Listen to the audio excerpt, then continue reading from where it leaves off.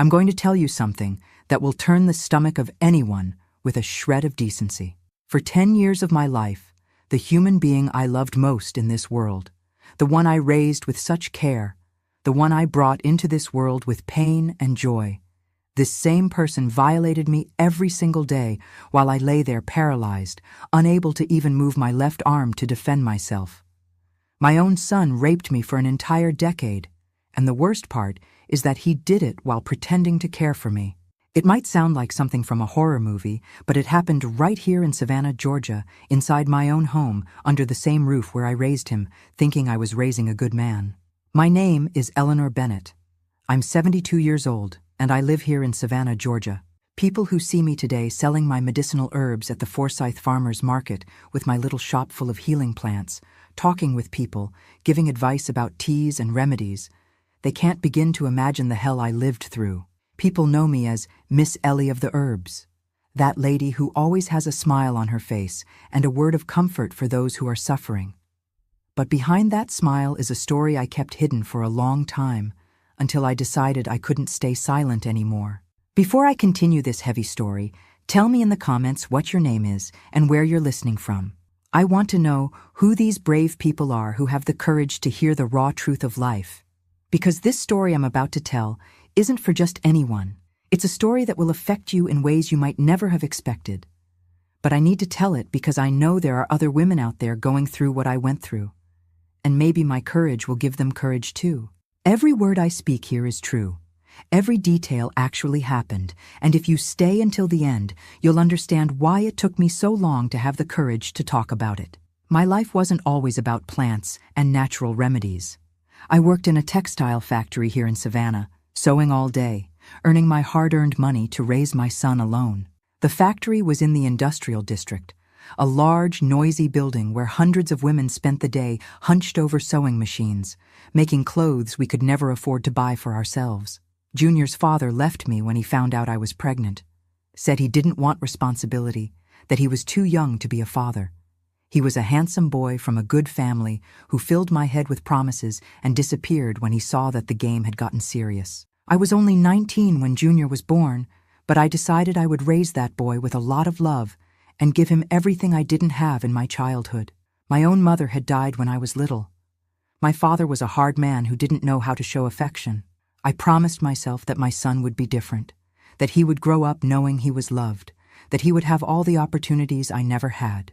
Looking back, I think it was precisely this excessive love that ended up spoiling him, that made him think he could do anything with me. I worked like a condemned woman for more than 20 years in that factory. I woke up at 5 in the morning, prepared breakfast, left lunch ready for Junior to heat up when he came home from school, took 2 buses to get to work before 7. The factory was a hot, stuffy place, full of fabric dust and chemicals. I spent all day hunched over the sewing machine, doing the same thing thousands of times a day. It was work that hurt my back, strained my eyes, left my fingers stiff from pressing the machine. I returned home at 6 in the evening, dead tired, but I still had to make dinner, help Junior with his homework, wash clothes, clean the house, prepare everything for the next day. It was a routine that broke me inside, but I endured everything thinking about my son's future. On weekends, when I wasn't washing clothes or cleaning, I would take him to the park, buy him ice cream, try to give him the childhood I never had. I saved every penny I could to buy school supplies, good clothes, new shoes when his feet grew. Junior was an affectionate boy, at least that's what I thought at the time. He helped me at home, swept the yard, took out the trash, told me he loved me, said that when he grew up, he would take care of me. These words gave me the strength to continue working hard every day.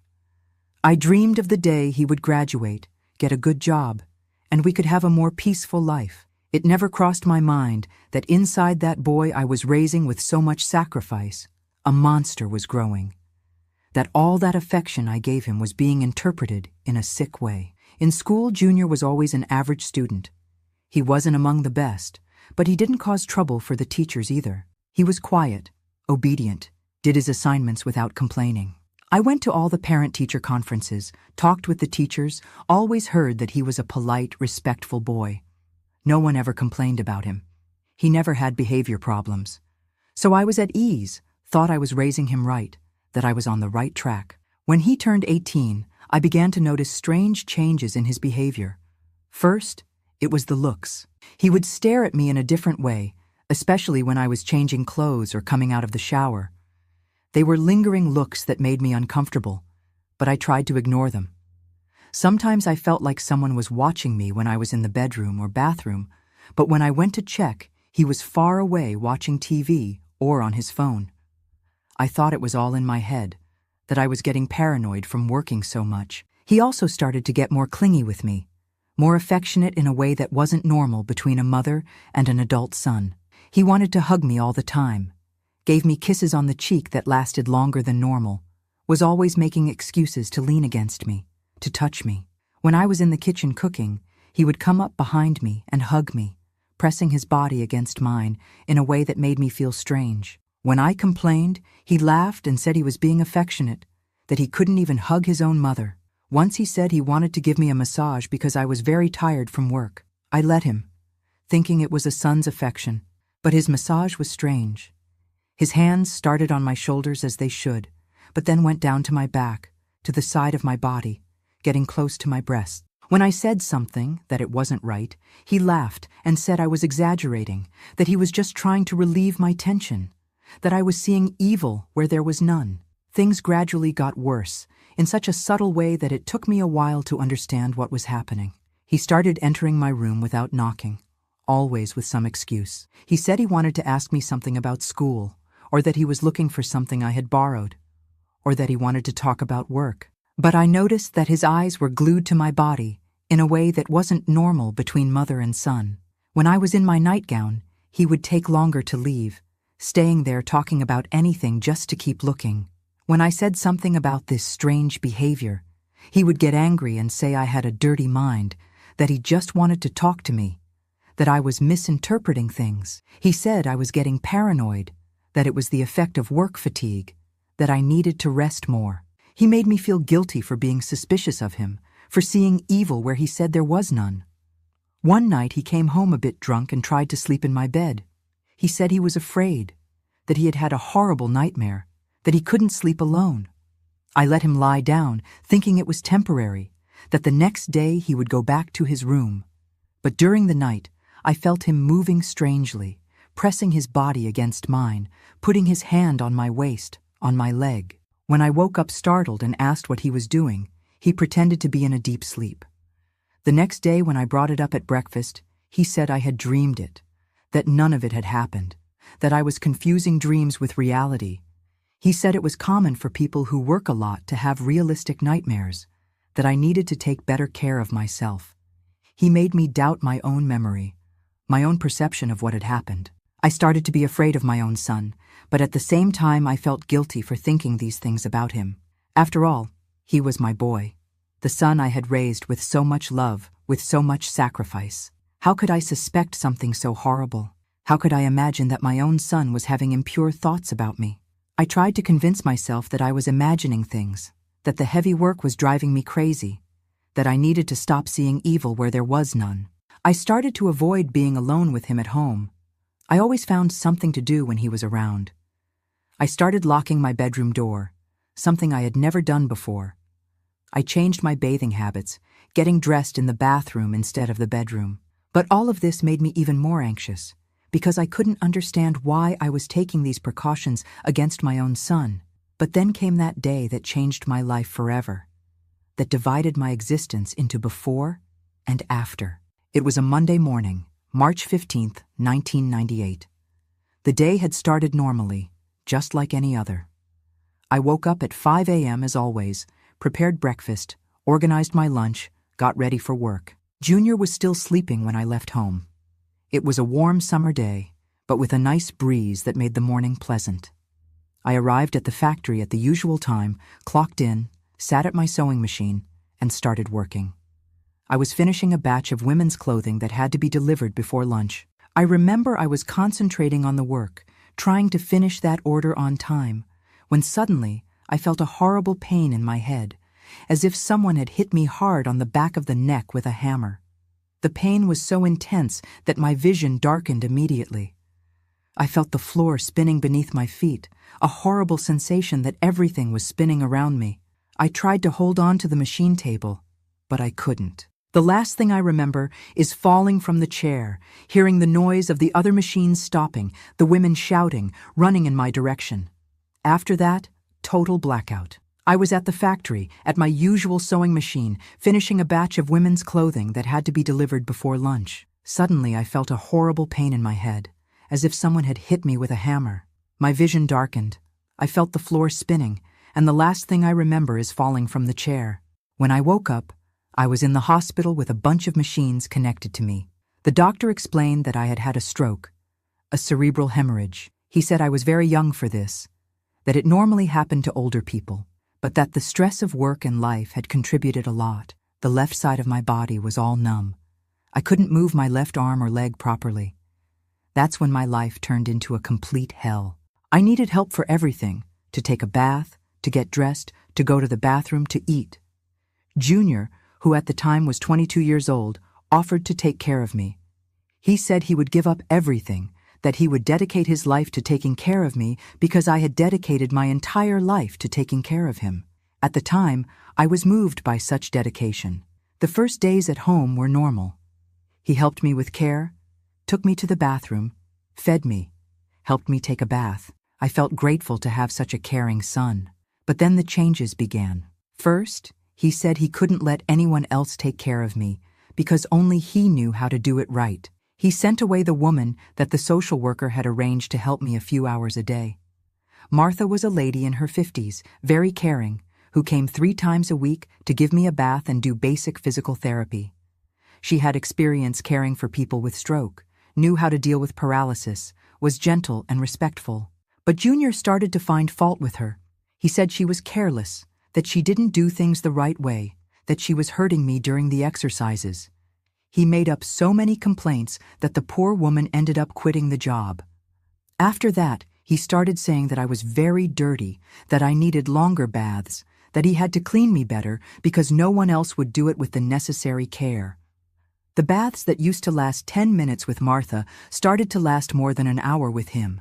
He said that a paralyzed person accumulates dirt in places that normal people can't even imagine, that if not cleaned properly, it could cause a serious infection, that I could even die if I didn't have adequate hygiene. His hands started to linger longer on certain parts of my body, especially on my breasts and my private area, always with these excuses of deep cleaning. When I complained that it wasn't right, that it didn't need to take so long, he said that's how it was, that people who couldn't move properly needed to be cleaned more carefully, that I didn't understand anything about medical care. He said he had researched on the internet about hygiene for bedridden people, that specialized sites recommended meticulous cleaning, that I should be grateful that he had the patience to do that. I tried to argue, but he always had a ready answer, always a medical justification for every disgusting thing he did. I started to realize that something was very wrong when he began to touch me in a way that had nothing to do with cleaning. They were lingering touches, touches that affected me in a way that left me with disgust and terror at the same time. He would run his hand over my breasts, making circular movements, saying he was checking if there were no nodules, that paralyzed women have a higher risk of cancer because of poor circulation. He touched my intimate area with his fingers, inserted them where he shouldn't, always saying he was cleaning secretions, that he was checking if there was no infection. But I was there, dependent on him for everything, unable to even get out of bed alone. What could I do? My left side was completely dead. I couldn't even push him away with my right hand because I had no strength. It was like being trapped inside my own body, seeing and feeling everything that was happening to me, but unable to react. The feeling of helplessness was desperate. It left me in panic. But it was no use screaming because there was no one to hear. The situation kept getting worse in a gradual way that made me question whether I was going crazy or if it was really happening. He started to control everything in my life. The visits I could receive, the medicines I took, the food I ate, the programs I watched on TV. He said it was for my own good, that he knew better than anyone what I needed, that as the primary caregiver, he had responsibility for all decisions related to my health and well-being. He isolated us from the world completely. He wouldn't even let the neighbors in to see me. When someone appeared at the door, He would answer and say I was sleeping, or that I was in pain, or that the doctor had recommended absolute rest. He always made up a different excuse to keep people away. With time, everyone stopped coming, believing that I really needed isolation to recover. And the abuses kept increasing day after day until it reached the point that you can't even imagine what this monster was capable of doing. But wait, before going straight to the end of this terrible story, I have to start at the beginning of my life, because otherwise you won't understand how a son can turn into a monster like this, how a person you raised with so much love can transform into such a cruel creature.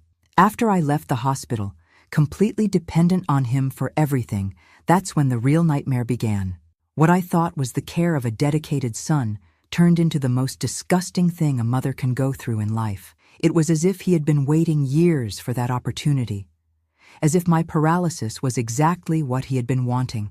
In the first weeks at home, when I was still adapting to the new reality of not being able to move properly, he said he needed to examine me every day to see if I wasn't developing bed sores from lying down too long. He said he had researched on the internet about care for bedridden people, and that people who stay in bed for a long time can have horrible wounds if not well cared for. He even showed me some impressive photos of infected bed sores that he had printed out. He said that could happen to me if I wasn't taken care of properly. I believed him, didn't I? He was my son, the only person I had in the world. Why would I doubt him? He seemed so concerned about me, so dedicated, spoke with such authority about the medical risks I faced. But these examinations started to last longer and longer, and his hands started to go to places that had nothing to do with caring for bed sores. He examined every inch of my body, said he had to check everything, that bed sores could appear anywhere. He started saying that my breasts looked different, that they seemed swollen, that he needed to massage them to improve blood circulation.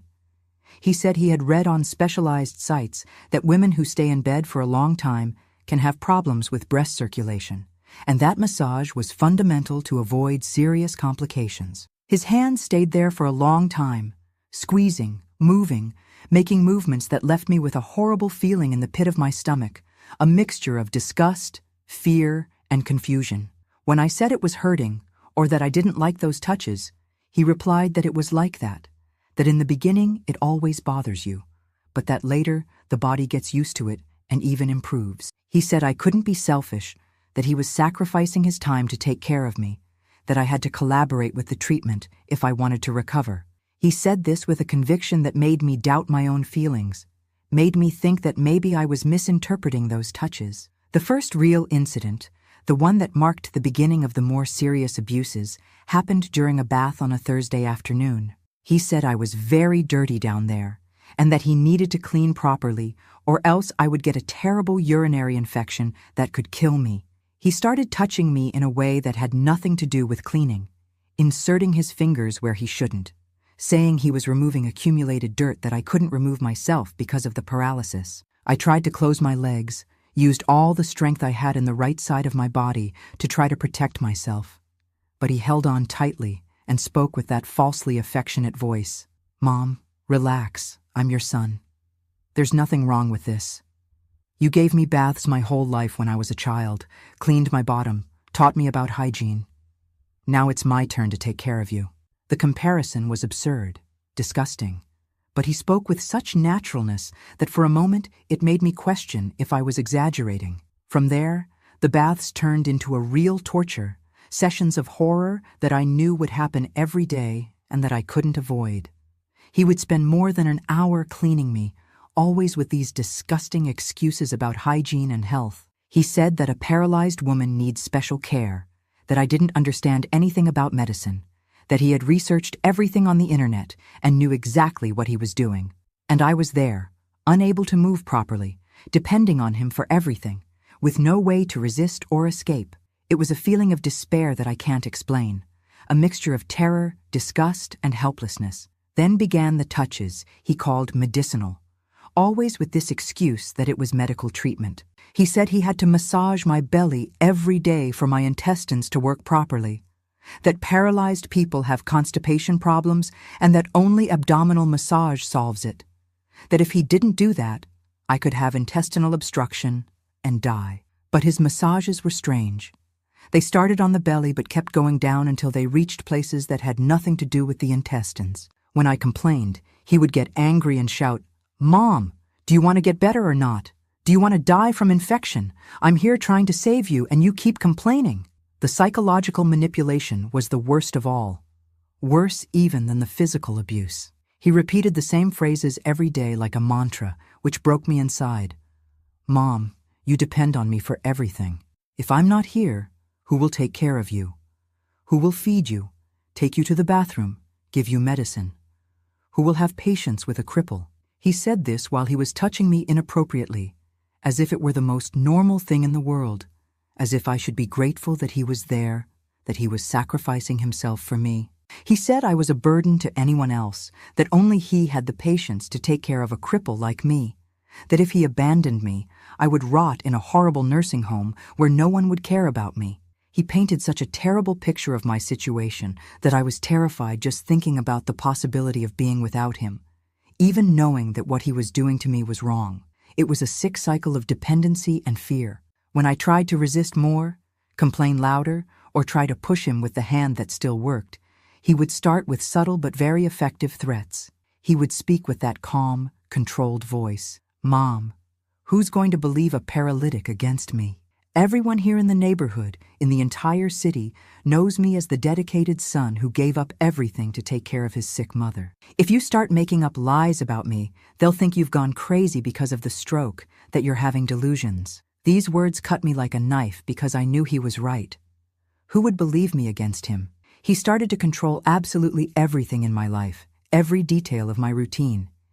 He no longer let anyone enter the house, not even the neighbors who came to visit from time to time. When Mrs. Johnson, from the house next door, appeared at the door asking how I was, he would answer and say I was sleeping because of the strong medication, that the doctor had recommended absolute rest, that visits made me agitated and hindered my recovery. The poor woman would leave worried, thinking she was helping by not bothering me. He told everyone that I was very debilitated, that the doctor had recommended absolute rest, that visits made me agitated and hindered my recovery. He isolated us from the world completely. I had no contact with anyone besides him. The threats became clearer. He said that if I told anyone anything, he would put me in a nursing home and say I had dementia because of the stroke. He said he knew people who worked in those places and that I would rot there, being mistreated by strangers, eating bad food, with no one to defend me. He painted such a terrible picture that I was terrified just thinking about it. Then came the day he decided to take care of my intimate needs, in a way I will never be able to forget. He said I had been without relaxation for too long, and that it was bad for any woman's health, especially a paralytic. He said he had researched, and that doctors recommended special exercises for women in my situation. When I understood what he wanted to do, I tried to scream, but he covered my mouth and said, "No one will hear anyway, Mom, and if they do, they'll think you're screaming in pain because of the paralysis." From that day on, my life turned into a complete hell. He established a horrible routine. In the morning, the bath with the disgusting touches. In the afternoon, the physical therapy he invented, and that included him touching me all over. At night, the special care that left me in a state of shock. All always with these excuses about health and medicine, as if he were doing me a favor. During the diaper change that I needed because of the paralysis, he would take an absurd amount of time cleaning me, always touching where he shouldn't, always with that excuse that he was keeping me clean and healthy. He said that if I got an infection because of dirt, I could die, and that he wouldn't let that happen because he loved me very much. The worst part was that he did all this talking about love. He would say, "Mom, I do this because I love you, because you are the most important woman in my life, because I can't live without you."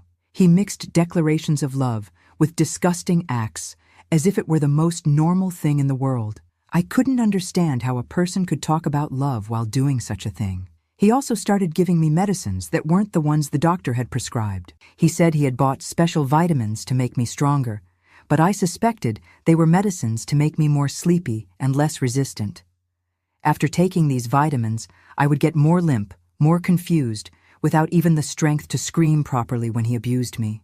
The first complete sexual violation happened on a night I will never forget. He came to my room after midnight, drunk, crying, saying he was suffering a lot for not having a girlfriend, that no woman wanted to be with him because he dedicated all his time to taking care of me. He said I had an obligation to help him because it was my fault he couldn't get a girlfriend. What happened after that was so horrible that to this day I wake up screaming from nightmares. After that night, he said that now we had a special relationship, that I was more than a mother to him, that we were a couple, and that no one could know because people didn't understand true love. He said that what happened between us was a thing of God, that it was destiny, that the paralysis had happened for us to be closer. His madness knew no limits. Answer me honestly, do you think a mother has an obligation to forgive a son, no matter what he does? Because I have a very controversial opinion about this. Tell me in the comments what you think, because what you're going to hear now about the years that followed will make you understand why I think this way. What began on that cursed night became a routine of horror that lasted for years and years. Each day that dawned was one more day of torment, one more day that I prayed for God to take me soon from this suffering. Junior transformed my life into a prison where I was a prisoner of my own body, and he was the cruelest jailer you can imagine.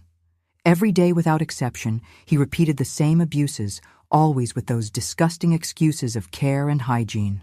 In the morning, when he woke me up for breakfast, he would already start running his hands over me, saying he was checking if I had slept well, if I hadn't developed skin wounds during the night. But his checks were pure evil disguised as medical care. During the bath, which happened every day in the late afternoon, he would spend more than 2 hours cleaning me. He said that a paralytic needs extra hygiene, that if he didn't do that, I would rot from infection. But I knew it wasn't cleaning at all. It was him satisfying his sick desires, using my body as if it were a doll. I tried to resist, but as my left arm didn't obey, my left leg was dead. I depended on him even to go to the bathroom.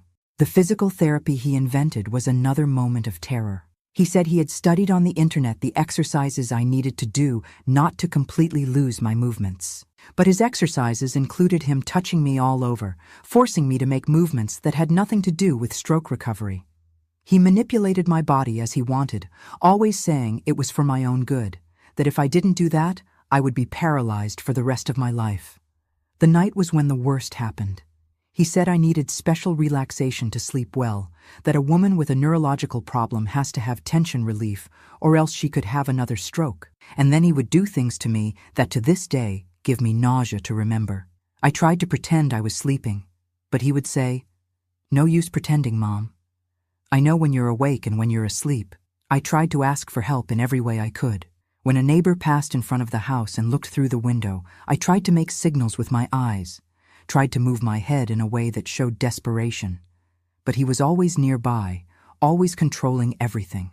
If he noticed I was trying to draw attention, he would come close and say loudly, "Mom is in a little pain today, isn't she? But I already gave her the medicine. She'll get better soon." When the phone rang, he would answer it. He always told everyone that I couldn't talk because I was very debilitated, that the doctor had recommended voice rest. If they insisted too much on talking to me, he would bring the phone to me, but stay by my side listening to every word, making a nasty face if I tried to say something that could raise suspicion. I was even afraid to say help because I knew he would make me pay later. He controlled all the medicines I took. Besides the ones the doctor had prescribed for the stroke, he gave me others that he said he had bought at the pharmacy to complete the treatment. I suspected they were medicines to make me more docile, more confused, because after taking them, I would get very jumbled in my mind, unable to think straight, without even the strength to scream when he abused me. The visits were cut one by one. First, he said I couldn't receive my friend Nancy because she talked too loud and it affected my blood pressure. Then he said the people from the church couldn't come anymore because I was very sensitive to crowds. He kept making up excuses for each person until there was no one left. We were completely isolated from the world, just him and me inside that house that became my personal hell. I tried to resist in various ways. Sometimes I pretended I was in a lot of pain to see if he would stop. But he said pain was normal in someone who had had a stroke and that what he was doing would help improve it. Other times I tried to cry, hoping he would have a little pity, but he said crying was also a symptom of a neurological problem and that I would get better with time. Once I managed to get the phone in secret and tried to call emergency services, but my speech was a bit slurred because of the medicines he gave me, and the woman on the other end couldn't understand properly what I was saying. When he arrived and saw the phone in my hand, he became furious. He said that if I did that again, he would tie me to the bed and tell everyone I was having outbursts because of the stroke. The years went by, and I lost hope that someone would one day discover what was happening. He had managed to build a perfect image of a dedicated son. The neighbors praised him, said he was an example of a son who gave up his life to take care of his sick mother. When he went out to do shopping or handle something on the street, everyone spoke well of him. How could anyone suspect a person who had such a reputation? He also became increasingly bold. He started taking me to medical appointments and would be present during all examinations. He wouldn't let the doctor examine me alone. He said I got very nervous without him nearby, that I could have another stroke if I got agitated. The doctors thought this was normal. They praised his dedication. No one imagined that he was there to control what I said during the consultations. When the doctor asked how I was, he would answer for me before I even opened my mouth. He said I was evolving well, that I was eating right, sleeping well, doing physical therapy. If the doctor insisted on speaking to me directly, he would say, "Doctor, sometimes she gets a bit confused because of the stroke, but I note down everything that happens at home and can inform you better." But one day, after almost 8 years living this hell, something happened that changed everything. The neighbor next door, Mrs. Johnson, was at home sick on bed rest, and so she spent the entire day at home at a time when she would normally be working. On that very day, I couldn't take it anymore and started screaming in desperation while he was abusing me. I screamed with a strength I didn't know I had. I screamed for help until my voice disappeared. Mrs. Johnson heard the screams through the thin wall that separated the two houses. She said later that she had never heard a scream of desperation like that it sounded like someone being tortured. She became worried and came to knock on the door to see if everything was okay. Junior answered the door all calm. He said I had had a pain crisis because of the paralysis, that he had already given me medicine, and that I was already better. But Mrs. Johnson wasn't convinced. She insisted on seeing me. She said she wanted to be sure I was okay. He tried to prevent her, but she pushed the door and entered. She found me in bed, all sweaty, with hand marks on my neck, my eyes red from crying so much. She immediately realized that something was very wrong, especially because I had a desperate look, trying to say something that she couldn't understand. Mrs. Johnson said she was going to call emergency services, that I needed to go to the hospital. He tried to convince her that it wasn't necessary, that it was just a normal crisis, that I always got like that when I had pain. But she didn't listen and called 911 anyway. While we waited for the ambulance, she stayed there by my side holding my hand, and I tried to say help with my eyes because my voice wouldn't come out. At the hospital, the doctor who treated me found something strange. He said I had signs of very high stress for a person who was supposedly being well cared for at home. He asked if I was feeling any different pain, if something was happening at home that could be making me agitated. Junior, as always, answered for me. He said it was normal for someone with a neurological problem, but the doctor insisted on examining me alone. He told Junior that he needed to do some procedures, that it was better for him to leave the room. He tried to resist, but the doctor was firm. It was the first time in 8 years that I was alone with a person who could help me. When the doctor began the examination, he noticed signs on my body that didn't match the care I supposedly received at home. The doctor asked if someone was hurting me, if I was being mistreated. I tried to speak, but I was so nervous that the words wouldn't come out right. So he asked if I could nod my head to answer yes or no. When he asked if someone in my family was hurting me, I managed to nod yes. When he asked if it was my son, I confirmed again. The doctor called the hospital social worker and a psychologist. They came to talk to me and gradually managed to understand what was happening. I told everything I could, even with my speech a bit slurred, even trembling with fear.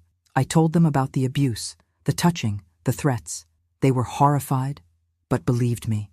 When they went to confront Junior, he denied everything with the greatest coldness in the world. He said I was having delusions because of the stroke, that it was common for people with neurological problems to make things up. that he was a dedicated son, and that those accusations were absurd. He said I was being ungrateful after everything he had done for me, that he had sacrificed his life to take care of me. He was so convincing that for a moment I thought people would believe him. He spoke with such assurance, such tranquility, that it almost made me doubt my own version. But the social worker said they would do other examinations on me, more detailed examinations, and that if they discovered any sign of abuse, they would call the police immediately. I know this story is heavy, but I bet many of you won't have the courage to hit the like button on this video. Go ahead, prove me wrong. Hit that like. Let's see if you really have courage. Because what you're going to discover now about what happened after these examinations will shock you even more than everything I've told you so far. The examinations they did on me at the hospital confirmed everything I had said. The forensic doctor found clear signs of recent and old sexual abuse, marks on my body that proved I was telling the truth. When they showed the results to Junior, he continued to deny, but now he could no longer maintain that pose of a dedicated son. The mask had fallen, and everyone could see the monster he really was. The police were called, and he was arrested on the spot. They took him away in handcuffs from the hospital while he shouted that I was crazy, that I was making everything up because of the stroke, that he was going to sue everyone for defamation. But it was no use shouting anymore. The evidence was there on my body, marked by years of abuse, and no one could deny the reality. I stayed in the hospital for almost 2 weeks while they decided what to do with me. There was no one from the close family to take care of me, and I was terrified with the possibility of having to go to a nursing home or some place where I didn't know anyone. But then a miracle happened that I will never forget. My cousin Sarah appeared, a distant cousin of my father that I didn't even remember existed anymore. Sarah had heard about the case through a friend who worked at the hospital. She came to see me and said that even though we hadn't spoken for more than 20 years, she couldn't let a relative go through a situation like that alone.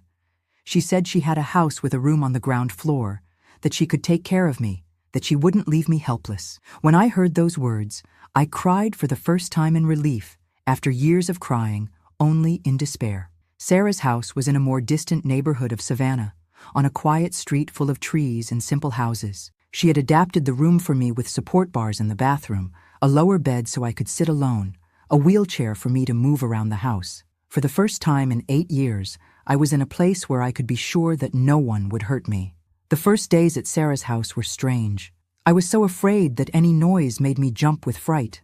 When she came close to help me with something, I would automatically shrink, expecting to be attacked. My body had engraved the fear in a way that even those who wanted to help me scared me. She had the patience of an angel with me. She spoke softly, moved slowly, always warning before touching me.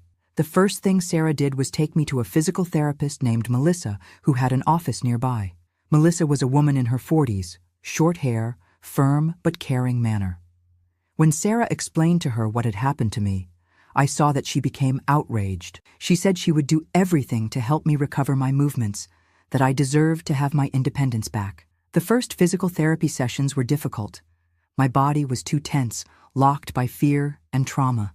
Melissa explained that this was normal, that people who have suffered physical abuse usually have a very contracted body, as if it were always defending itself from an attack. She started slowly, just with breathing and relaxation exercises, teaching me to trust my own body again. But Melissa wasn't just a physical therapist.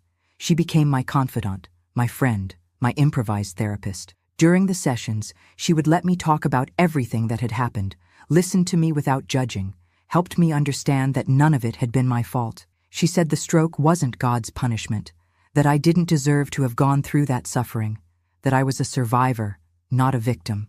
After about 3 months of physical therapy, something happened that shocked me. During an exercise, trying to reach an object that Melissa had placed on the table, my left hand moved by itself for the first time since the stroke. It was just a small movement, the fingers closing a little, but I started crying with emotion. Melissa also cried with me and said, "See, Eleanor, your body is coming back to life." From that day on, the exercises became more intense. Melissa explained that my brain was creating new connections, that the movements would return gradually if I didn't give up. It was hard, painful work sometimes, but each small progress gave me more hope. First, some movement returned to my fingers, then to my wrist, then to my elbow. My leg also started responding better. Sarah also took me to a psychologist, Dr. Harrison, who worked with people who had suffered severe trauma. She explained that I had two traumas to process: the stroke that changed my life from 1 hour to the next, and the years of abuse that came after.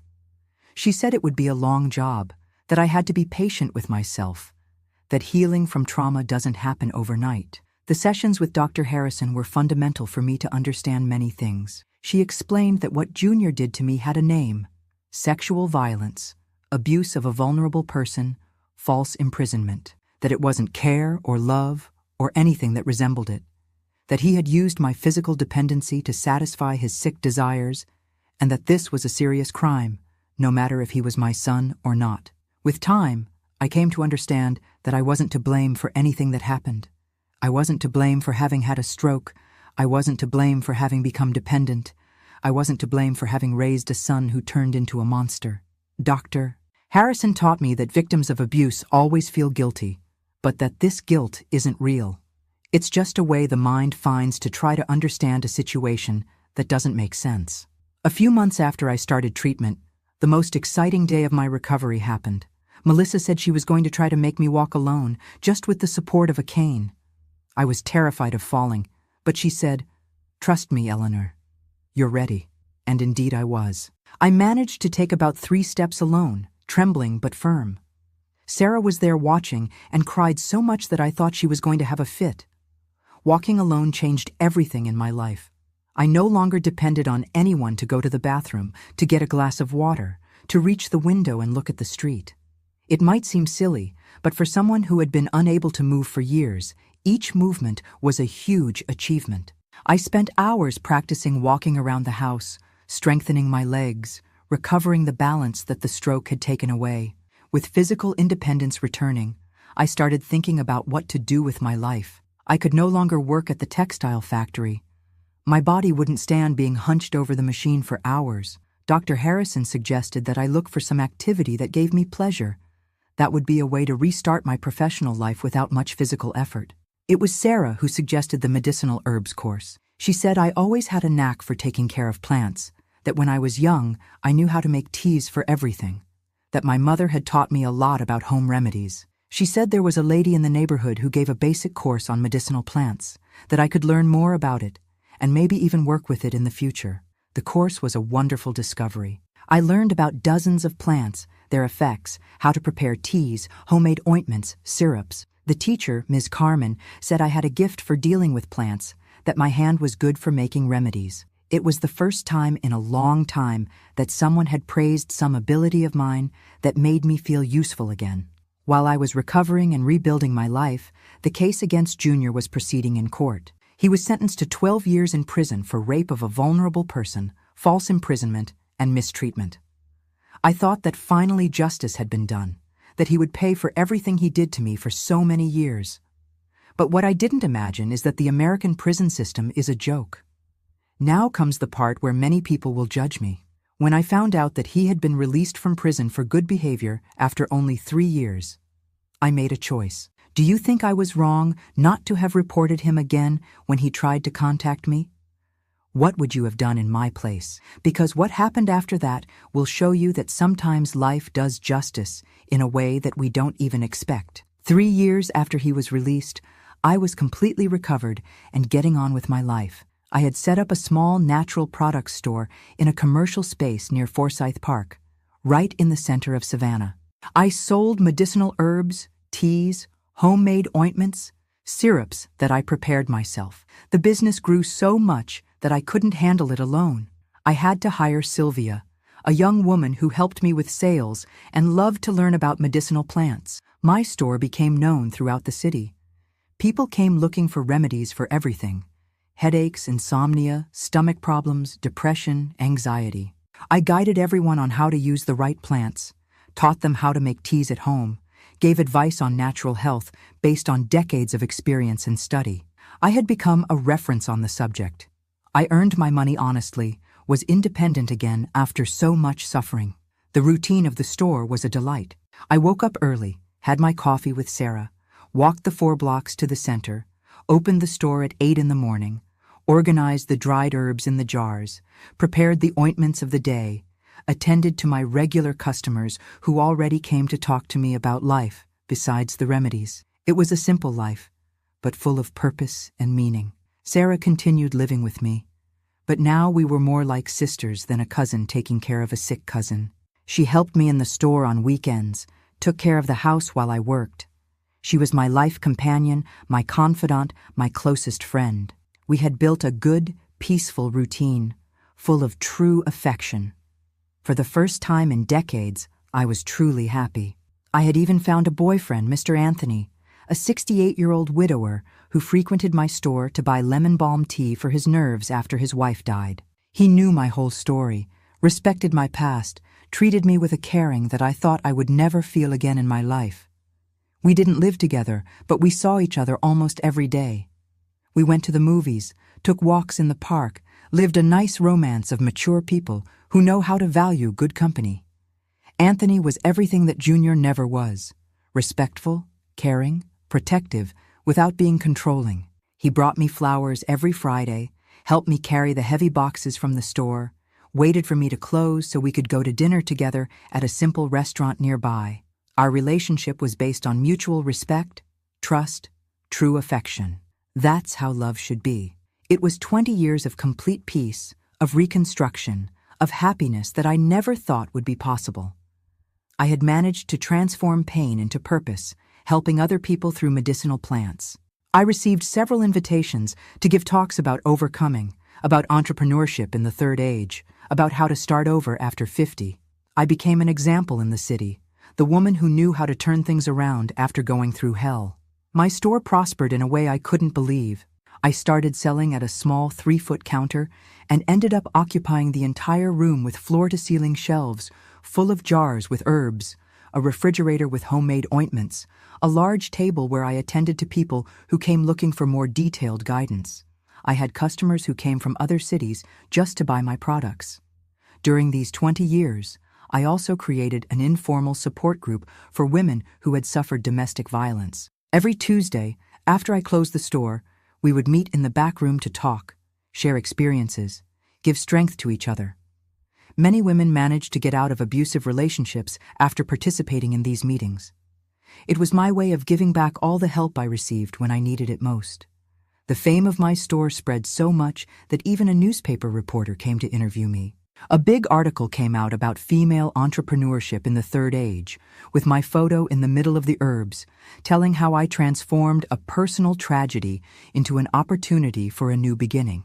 I kept the clipping of the article framed behind the counter as a reminder that it was possible to succeed in life even after going through the worst. But then, on a Thursday morning last year, I was in the store organizing some jars of arnica ointment that I had just made when I heard a familiar voice asking for help.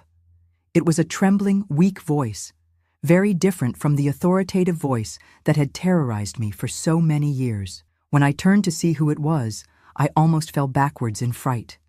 It was Junior, but not the strong, domineering man who had violated me for a decade. There at the door of my store was a broken man, thin, with yellowish skin, walking with great difficulty, leaning on a cane. His hair was graying and thin, his eyes sunken, his clothes too loose on the body that had melted away. He seemed to have aged 20 years in the last 10. He would have been almost unrecognizable if it weren't for that voice that still gave me chills. He saw me and started crying in that pathetic way that cowardly men cry when they're in need of something. He spoke with a choked voice. "Mom, I'm very sick. I need your help. The doctor said I have multiple sclerosis, that I'll become paralyzed if I don't have special care. Please don't abandon me." He stood there at the door of my store, trembling, hoping that I would feel sorry for him as a foolish mother who forgives everything. I looked at that man who had destroyed so many years of my life and felt a strange calm. I didn't feel anger, I didn't feel fear, I didn't feel pity.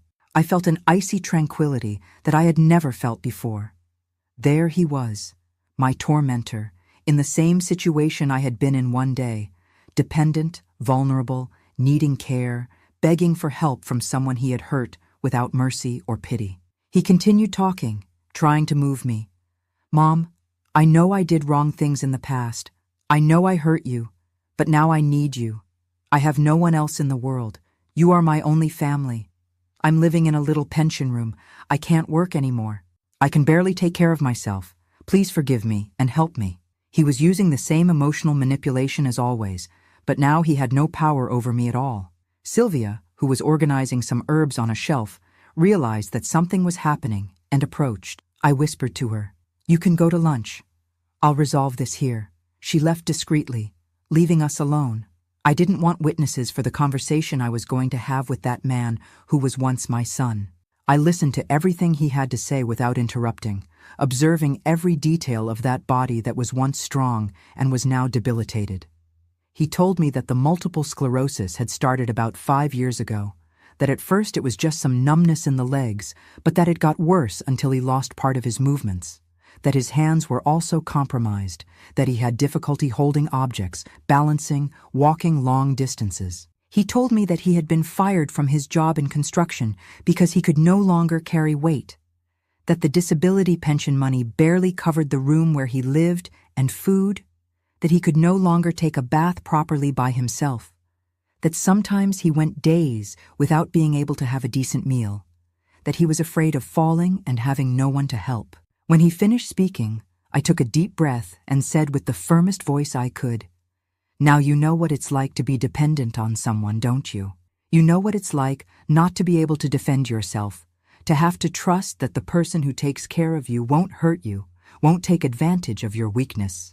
I saw his face changing color when he understood where I was going with those words. I continued speaking with a tranquility that surprised me. "Do you remember what you did to me for 10 years while I was paralyzed? Do you remember how you abused me every day, how you threatened me, how you turned my life into a hell? Do you remember that I begged you to stop, and you said I had to be grateful because you were taking care of me?" He tried to interrupt me, but I raised my hand and didn't let him. It was my turn to speak. He had to listen after so many years of making me shut up. For years I begged you to have a little respect, a little humanity with me. You said I depended on you, that no one else would take care of me, that I had to accept everything silently because it was a favor you were doing. Now it's you who's dependent. It's you who needs care. I saw that he was getting desperate, realizing that I wasn't going to give in to emotional blackmail as he expected. He tried to change strategy. "Mom, I was young. I was immature. I didn't know what I was doing. Now I understand that I was wrong, that I hurt you. I regret everything. I swear to God I regret it." But I had heard that talk before, at the time of the trial. You regret it because you need me now, not because you understood the harm you did to me. If you were in good health, with money, independent, you would never have appeared here asking for forgiveness. Your regret is self-interest, not true remorse. I said this looking straight into his eyes, without turning away my gaze for even a second. He tried the last card, the most disgusting of all. "Mom, I know you're a good person, a person of faith, a person who forgives. You've always been like that. You've always had a big heart. You won't let your own son die of abandonment, will you? What will people think if they know you denied me help?" Then I laughed in a way that even I was startled by. "My son died a long time ago. What's in front of me is just a stranger who once did me a lot of harm indeed. And you know what people think of me today? They think I'm a brave woman who knew how to overcome a horrible trauma, who built a new life after 50. That's what matters. Now you're going to leave my store and never come back. You're going to look for some public nursing home, some charity institution, someone who is paid by the government to take care of you. Because free care, care of love, care of family, you lost the right to that when you decided to transform me into a sexual object for an entire decade." He left the store staggering, crying loudly, but I didn't feel even a bit of pity. After he left, I locked the door of the store, turned the little sign to closed, and sat in the chair behind the counter. I cried a lot, but it wasn't a cry of sadness. It was a cry of total liberation. It was as if a huge weight had been lifted from my shoulders all at once. Finally, I had managed to look my aggressor in the eye and say no. I had managed to have the power that he had taken from me during so many years of terror. I found out later through acquaintances who worked in social services that he ended up interned in a public nursing home, one of those that the government maintains for people who have no family or money. I know that his life there is not easy, that he depends on the goodwill of overworked staff for everything, that sometimes he spends hours waiting to be attended to, that he eats bad food, that he sleeps in a collective room with other sick people. It's exactly the treatment he deserved. Today, at 72 years old, I can say with all certainty that I am a complete and fulfilled woman. I have my store that works very well and gives me financial independence. I have Sarah, who is my heart's family. I have Anthony, who loves and respects me the way every woman deserves to be loved. I have health, disposition, and many plans still to accomplish. I created an informal support group for women with disabilities that has already helped dozens of people report abuse, get out of toxic relationships, and rebuild their lives with dignity. Every week I receive messages from women who manage to free themselves from horrible situations after participating in our meetings. It's my way of transforming pain into purpose, trauma into life mission. My story proves that no matter how old you are, no matter how many traumas you've suffered, no matter how many times you've fallen, it's always possible to start over. The important thing is to never give up, to seek help when you need it, to believe that you deserve good things in life, that you deserve respect, caring, dignity, and most importantly, never let those who hurt you continue to have power over you. I am Eleanor Bennett. I'm 72 years old. I live here in Savannah, and this is the story of my life, of how the worst trauma transformed me into the strongest woman I know. If you want more stories of overcoming like mine, subscribe to the Grandparents' Tales channel.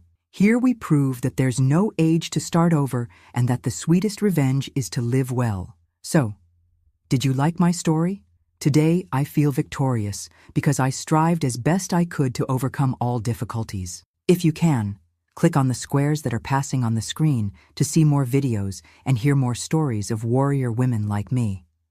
You'll be surprised at the strength that we American women have to overcome anything that life puts in our way. Life teaches that whoever sows wind reaps storm, and whoever sows evil one day pays the price.